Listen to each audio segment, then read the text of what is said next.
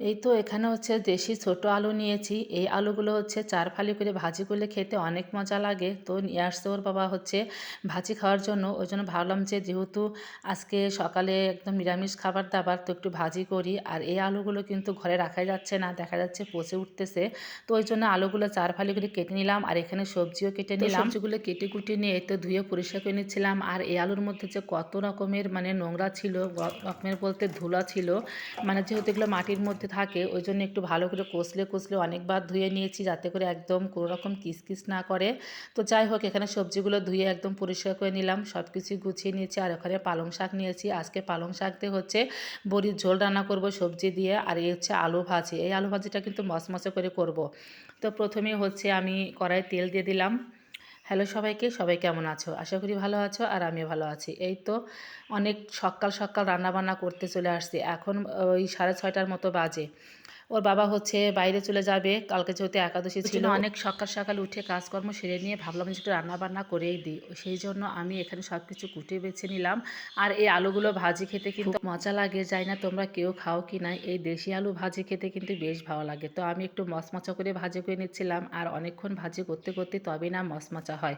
তো যাই হোক একটু হচ্ছে কালো জিরা কাঁচামরিচ ফোড়ন দিয়ে ভাজি করলাম যেহেতু নিরামিষ খাবার। এদিকে হচ্ছে আমি ডালের বড়িগুলো সুন্দর করে ভাজি করে নিচ্ছি। এই বড়ি দিয়ে ঝোল রান্না করলে কিন্তু খেতে অসম্ভব মজা লাগে, বিশেষ করে নিরামিষ দিনে।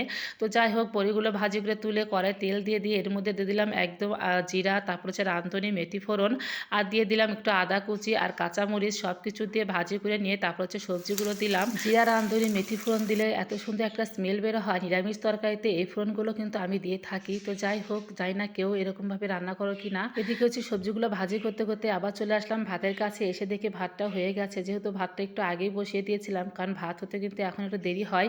ট্যাপের জল এত ঠান্ডা, জল গরম হতে তো অনেকটা সময় লেগে যায়। তো যাই হোক ভাতটা হয়ে গেছে, একটু নাড়াচাড়া করে আবার ঢাকনা দিয়ে সুইচটা অফ করে দিলাম। দিয়ে দেখি আমার সবজিগুলো ভাজা হয়ে গেছে। এখন হচ্ছে নাড়াচাড়া করে নেব কিছুক্ষণ, তারপর দিয়ে দেবো এর মধ্যে হচ্ছে পালং শাক। যেহেতু দ্বাদশী একটু শাক ভাজা তো খেতেই হয়, তো যেহেতু স্বল্প অল্প শাক ছিল ওই জন্য আমি ভাবলাম একদম সবজি দিয়ে একটা ঝোল রান্না করি, তাহলে খেতে ভালো লাগবে আর হচ্ছে আমাদেরও ব্রতটা পালন করা হবে। তো যাই হোক এর তো সবজি দিয়ে অনেকক্ষণ ভাজি করে নেওয়ার পর তারপরে দিয়ে দিলাম একটুখানি ঝোল।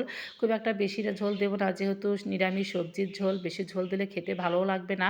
তো ঝোলটা এর মধ্যেই বলক উঠে গেছে। এখন হচ্ছে একটু ভেজে রাখা বড়িগুলো দিয়ে দেবো। ভালো লাগে যে মাঝে মাঝে খেতে ইচ্ছে করে। এই যে বড়িগুলো অনেকদিন হলে খাওয়া হয় না, নিয়ে আসা হয়েছে অনেকদিন আগেই ঘরে ছিল।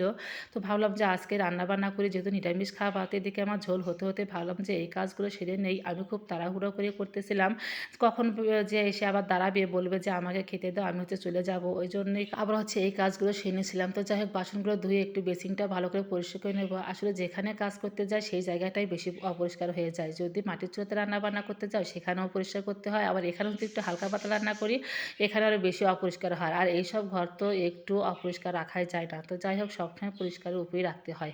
তো এদিকে হচ্ছে এগুলো পরিষ্কার করতে করতে দেখি আমার ঝোলটাও হয়ে গেছে। এই তো অনেক সুন্দর একটা কালার এসেছে আর খেতেও অনেক মজা হয়েছিল। এই মিষ্টি কুমড়াটা দেওয়াতে মনে হয় ঝোলের স্বাদটা একটু বেশি হয়েছে। সকাল সকালই রান্না করে ফেললাম এইরকম ডালের বড়ি দিয়ে শাকসবজির মাখো মাখো ঝোল আর হচ্ছে দেশি আলুর মচমচে ভাজা, সাথে গরম ভাত। এরকম খাবার থাকলে কি আর কোনো কিছু লাগে নিরামিষ দিনে? তো যাই হোক সব কাজকর্ম সেরে একটু চা খেয়ে নিচ্ছি, যেহেতু অনেক সকাল সকাল উঠেছি, ঠান্ডাও একটু লাগতেছে।